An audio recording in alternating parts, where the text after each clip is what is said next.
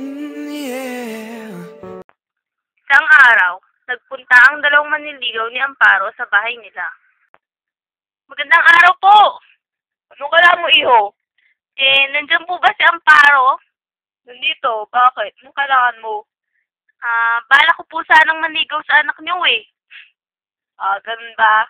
Sige, pasok ka. Pumasok na sa bahay ang manliligaw. Maupo ka muna. Tatawagin ko lang ang anak ko. Anak! Anak! Bakit po, tay? May bisita ka. Nasa sala, naghihintay. Sige po, tay. Lumapit na si Amparo. Oh, kumusta ka naman, Amparo? Mabuti naman. Ikaw? Ganun din naman. Ano ngayong sadya na parito ka?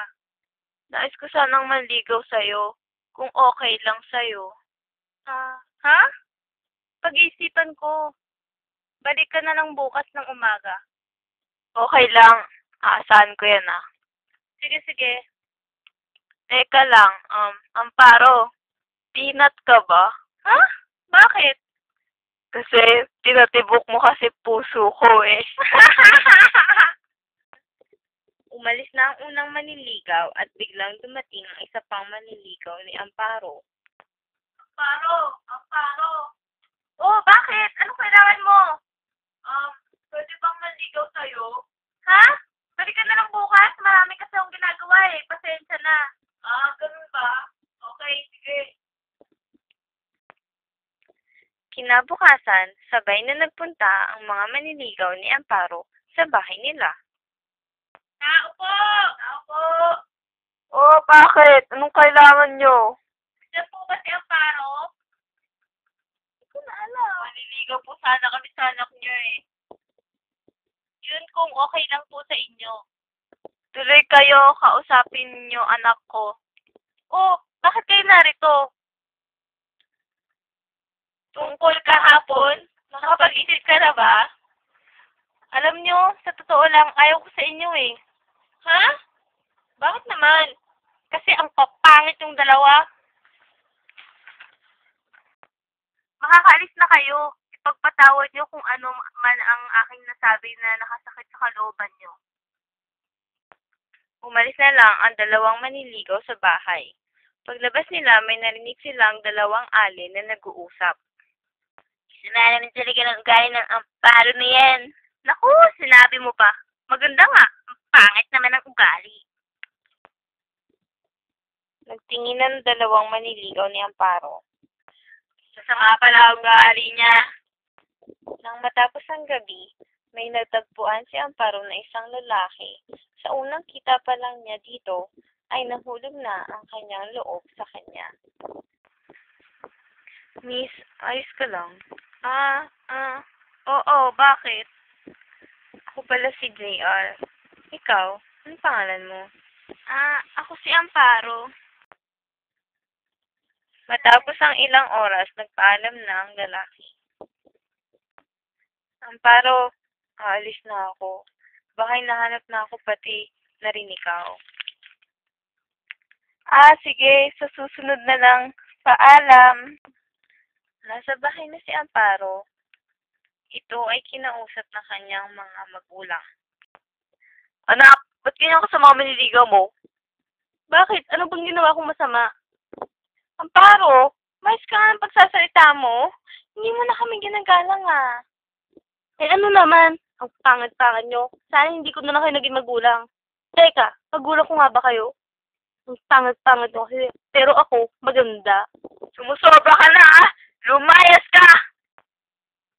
Umalis naman si Amparo. Habang naglalakad, naalala niya ang magagandang araw na kasama niya ang mga magulang niya. Umupo siya sa isang upuan at nang tumulong ang kanyang mga luha sa kanyang mga mata, ay naging ampalaya na ito. Doon nagwawakas ang alamat ng ampalaya. Hey yo, Gigi!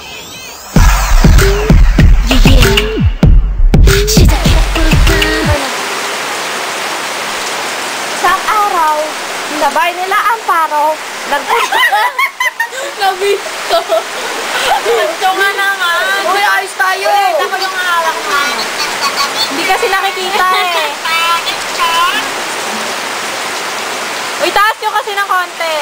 Yung ilaw. Ayun na, yung pape. Ngayon, wag masyadong Ay, mataas. nakikita ulo lang. Yung kamay nyo. Yan. Wait lang. Yung kamay mo, Clarissa, ganun lang. Kasi may kita nga. Kasi ako natagawa ko pa naman para talaga eh. Ano kaya? Ito kasi ang yan naman, di naman natin. Ayo, Gigi! 시작해볼까? 너 얘 좀 봐라 얘 무슨 일이 있었길래 머리 잘랐대 너 또 얘 좀 보라고 머리부터 발끝까지 스타일이 바뀌었어 왜 그랬대 궁금해 죽겠네 왜 그랬대 말해봐봐 좀 Let me introduce myself Here comes trouble 따라해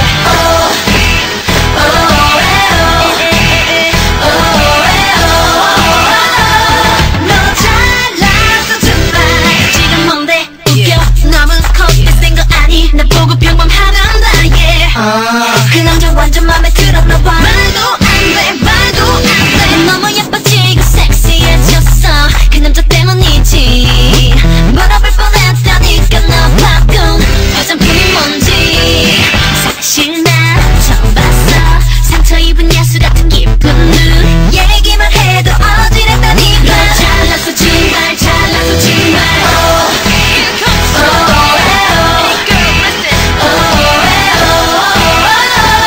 너 잘났어 잘났어